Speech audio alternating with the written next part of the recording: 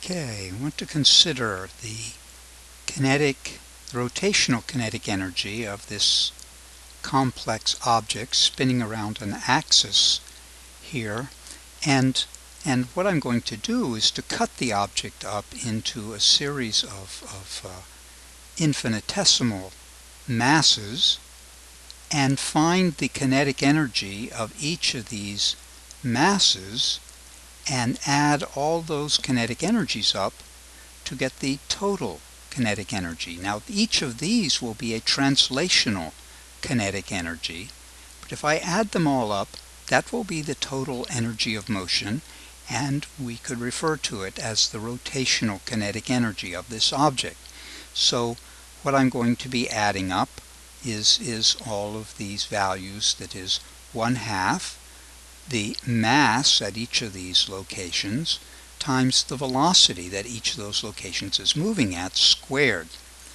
But this can be replaced with, I'll replace the velocity at each of those by the angular velocity at each of those times the distance of each of those from the axis. Notice that I don't have the I here, and I think you could fill in why I don't, that all of these points are going to be turning with the same angular velocity. Although they each have differing translational velocities, the angular velocity of each of them will be the same. So I take that common angular velocity and pull it out of this expression. I'll pull the 1/2 out as well. I could have put the omega squared here at the beginning. It's going to be a value that's distributed over each of these sums, and I'm left with the mass at each location times the radius to each location squared. But I write it this way so that it becomes 1/2 times this quantity in parentheses times omega squared, which is exactly analogous to 1/2 mass times translational velocity squared. That this new quantity, which is equal to the rotational kinetic energy, this part in parentheses here, is playing the same role that mass did previously, that is, this quantity which is the measure of inertia, and we refer to this quantity in parentheses as the rotational inertia, or the moment of inertia. That I rewrite this and replace the parentheses with a capital I. That's actually a capital iota, but you don't need to worry about that because it looks just like a capital I. We are going to define the rotational inertia of a complex object as the mass of each of the parts times the radius of each of the parts from the axis squared, add them all up, and that's what we mean by the rotational inertia. That each one of these is the rotational inertia of a part, and just as if you had 1, 2, and 3 kilograms, you would get the total rotational inertia by adding 1 to 2 to 3. If you have a rotational inertia of 1 and a rotational inertia of 2 and a rotational inertia of 3 for 3 different parts, their total would just be the sum of those, which is what we're indicating here. Okay, so let's apply the idea. Here's a checkpoint. You have 3 different objects of 3 different masses, and each of them at 3 different radii, and the question is, which one has the greatest rotational inertia? That quantity I is what we're asking about when we ask about rotational inertia, which is equal to mass times radius squared. So you choose which one of these and then go on to the next slide. This would be called a discrete distribution of masses, and of course we are going to let those discrete little lumps of mass become infinitesimally small, and we will refer to a continuous distribution of mass. Oops.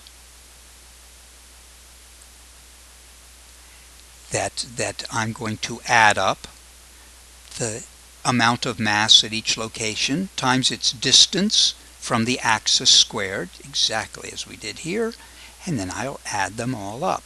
So a discrete, a continuous distribution. And this is a very easy step from here to here, but if you consider evaluating this integral, you can see there's a little bit of difficulty. What do we have here? How do I evaluate that integral? And it will always, to write it in the abstract, it looks like this. But to evaluate it, we are going to have to take another step, and that is I'm going to have to replace the dm with some quantity that will permit me to do an evaluation of the integration. I might do the volume density. That dm, this little infinitesimal of mass, would be the volume density times the little infinitesimal of volume. And this rho here, the volume density, would be the total mass divided by the total volume. Boom. Or I might replace dm by the surface density times a little infinitesimal of area, and m over the total area would be the surface density. Or I might replace dm by the linear density times a little infinitesimal of length, and the total mass divided by the total length would be the linear mass density. This seems very abstract. Let me lead you through an exercise of actually applying this. Suppose I have a disk. This has thickness. There's a disk of mass m, capital M, and I would like to know its rotational inertia about an axis going along the diameter of the disk, along its axis of symmetry. Not a diameter, the axis of symmetry, a rod that is coming straight towards you through the center of this disk. Well, here's the idea, but what do I do with that? I'm going to go to an area statement here, and what I'm going to do is cut this up into little infinitesimals of area, and the choice I make for an infinitesimal of area is going to be a ring. That's going to be my little dA, and so I'm going to replace m by the total mass divided by the total area of this disk. Oh, I can get that, times dA. Now this disk had radius capital R and mass capital M, and so the integral starts off looking like this. Let's see if I can squeeze that up a little. Whoops. And squeeze it on. But I'm going to, here's the r squared again, but I'm going to replace dm by the total mass divided by the total area times this infinitesimal of area, the area of one of these rings. But then I go one step further. I'm going to replace dA, this infinitesimal of area, by the circumference of that ring, which is 2 pi r, times the thickness of that ring, which I will call dr. So this dA is equal to 2 pi r dr if this ring has a radius lowercase r. Stay with me, folks. Stay with me. You're going to actually do this. So now I have an integral that I can finally evaluate. I will take it from r, the radius of this ring, going from 0 out to capital R. Here's my limits of integration, and I have an integral I can evaluate. Believe me, you will be able to do this. That I recognize first that it's an area I'm dealing with. That's why I make this choice here. And then I struggle with this until I get something that I can evaluate. That's why I chose the ring. I'd been here before and I said, hey, I can do a ring of radius lowercase r and then let r go from 0 to capital R. Bingo. Then when I evaluate that, and you'll have to trust me here, but you've got an r cubed dr, so that becomes 1/4 r to the 4th. Then you've got the 2 pi. Then you've got this quantity from out front, and that goes from 0 to r.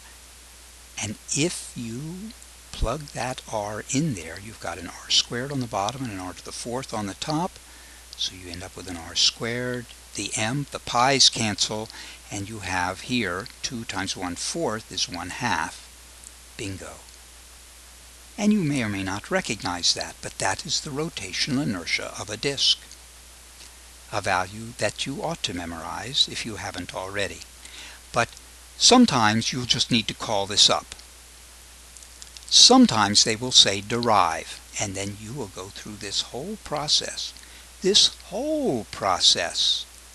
Showing people your work and the logic that guides you along the way. Here we have from the book a series where they have done that for a series of different shapes to find the rotational inertia. And you recall these were things that you worked with last year. Typically, if you need these, they will give them to you in the problem that you were doing, so it is not really necessary that you memorize. They come up real often.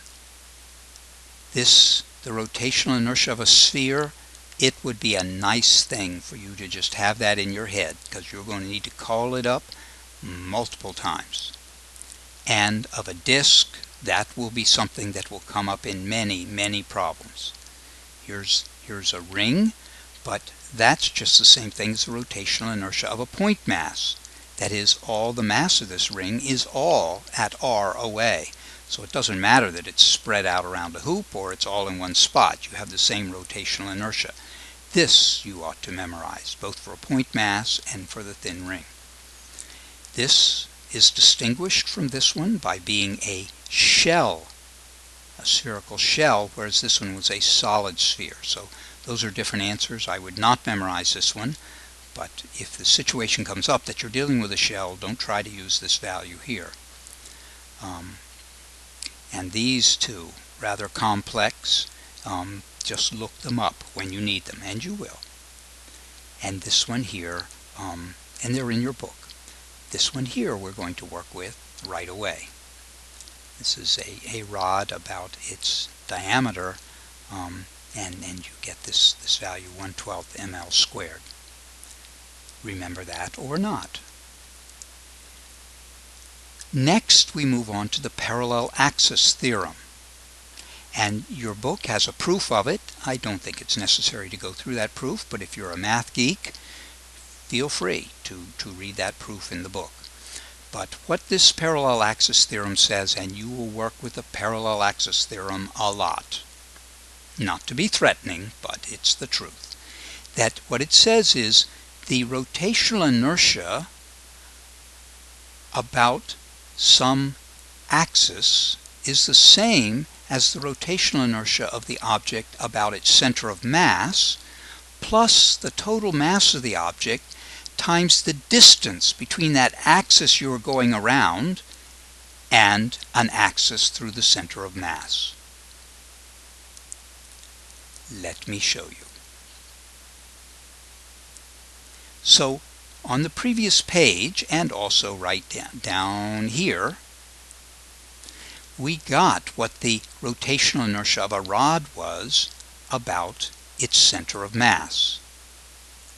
But what they want to know is, what about if you spin that rod about an axis that goes through the end? And I'm not going to finish this problem.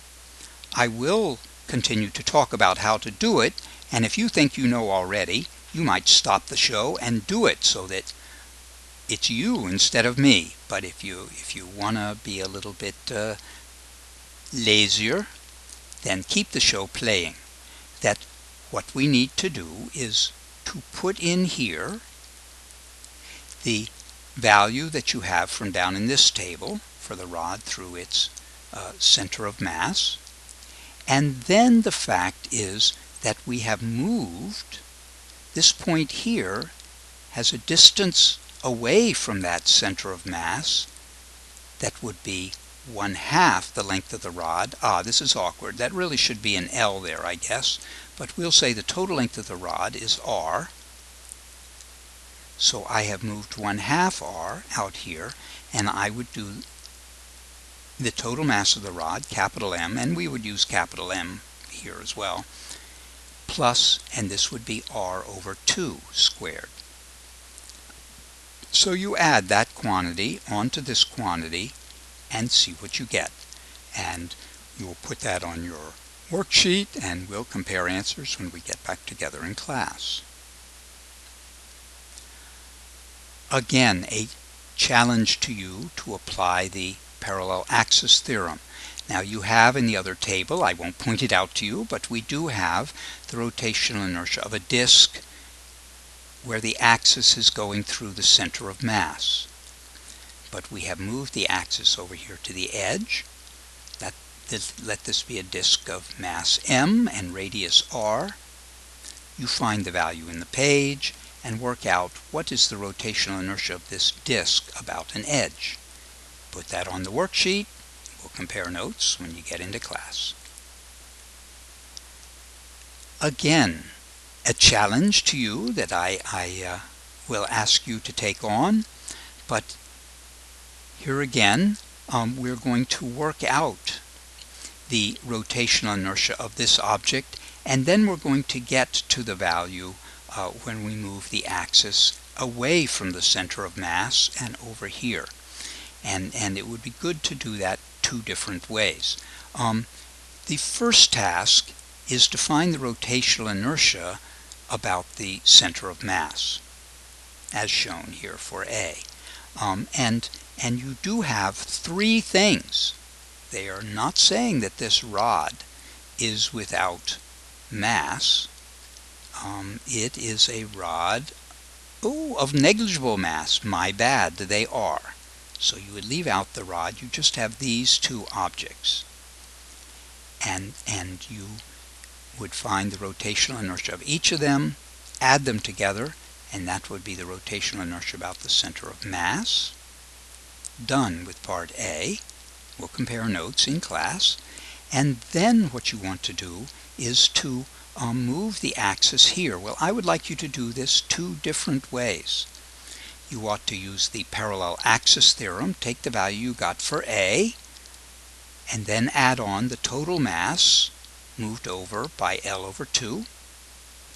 But also you ought to do B just by having an axis here and look at this object and its distance from the axis squared, and this object and its distance from the axis squared. Ideally, you should get the same answer both ways. And in case you've forgotten, here is the rotation. No, you don't need it. I'm sorry, that was there because I thought we were going to count the rod, but they said it had negligible mass. Okay, and on we go.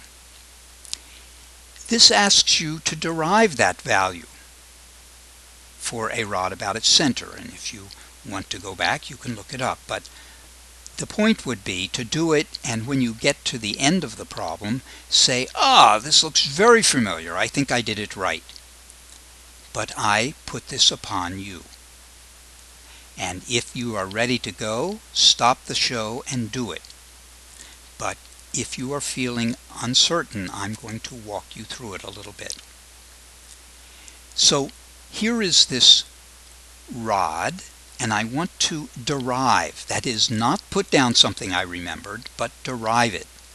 And so you would start by saying that the rotational inertia is equal to the integral of r squared dm. And then you would recognize that this is a linear arrangement here. So you would replace the dm. You would rewrite the integral, so you still have integral r squared, but you would replace the dm with the total mass of the rod, m, divided by the total length of the rod, there is your linear density, times a little infinitesimal, I'm going to draw here, a little infinitesimal of mass that